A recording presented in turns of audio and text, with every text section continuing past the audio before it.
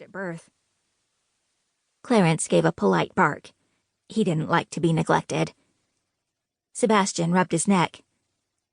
When did you get this little guy? He's adorable. A few years ago from a local shelter. Clarence is friendly, but I have to warn you, he can be quite a handful.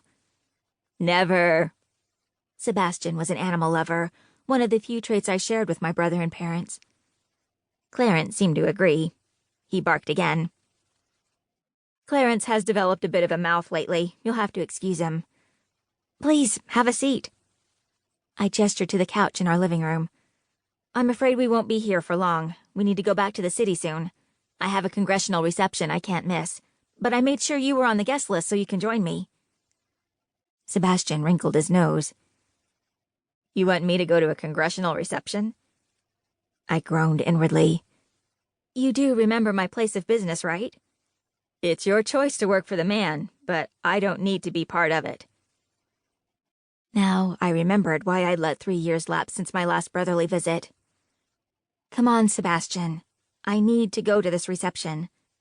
My boss, Representative Maeve Dixon, is on the committee which oversees the United States Botanic Garden, and tonight's reception is a special event for members of Congress and staff to view the blooming of an extremely rare flower. I took a breath. Surely a hippie can appreciate nature. Sebastian squared his shoulders and ran his fingers through his beautiful locks. I'm not a hippie. I'm an activist. Sorry, an activist. Forgive my mistake. The sarcasm dripped from my voice. Sebastian opened his arms. Kit, I don't want to fight. We're on the same team. We just play the game differently. I nodded, even though Sebastian's comment was the understatement of the day. My brother had a unique approach to life. A brilliant computer programmer, he worked on contract to make enough money to finance his true passion, protesting. No left-leaning cause was too harebrained or idealistic for Sebastian. Picketing the World Trade Organization? No problem. Occupy Wall Street? Sebastian lived in Zuccotti Park for months. Combating climate change? He'd gladly march alongside the penguins and polar bears. I didn't disagree with his beliefs, but I had chosen a divergent path that involved working within the system of government to effect change. Sebastian didn't like that my route often involved compromise. He failed to comprehend the meaning of the word. It was the primary reason I'd let our relationship slide. Then you'll come with me to the reception? I asked. Sebastian sighed. I suppose so. I'd like an opportunity to speak with Maeve Dixon. I pursed my lips. Sebastian, I can introduce you to her, but you can't embarrass me, remember? I'm not a juvenile, but there's no harm in talking about a few issues, right? Maeve Dixon is a reliable vote for many of your causes, but she represents a district in North Carolina. She's got to be careful or she'll lose the seat. Would you want that to happen?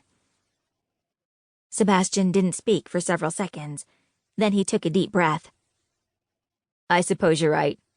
Your way of thinking has value in these troubled times. That's the most reasonable thing I've heard you say in a decade, I said. Come on, you need to get changed before we head out. Sebastian looked down at his khaki shorts, faded Greenpeace t-shirt, and classic two-strap sandals. Aren't we going to a botanic garden? He asked innocently.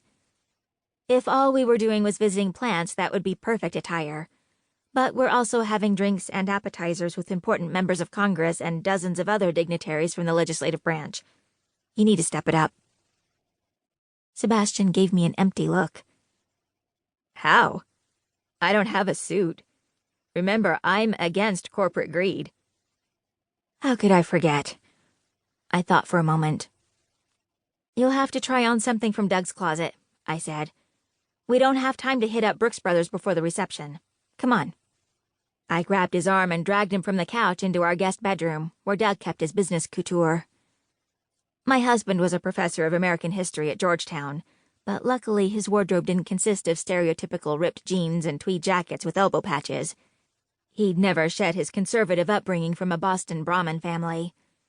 Most days he wore a suit and tie. The problem was that Doug was a good 3 or 4 inches shorter than Sebastian.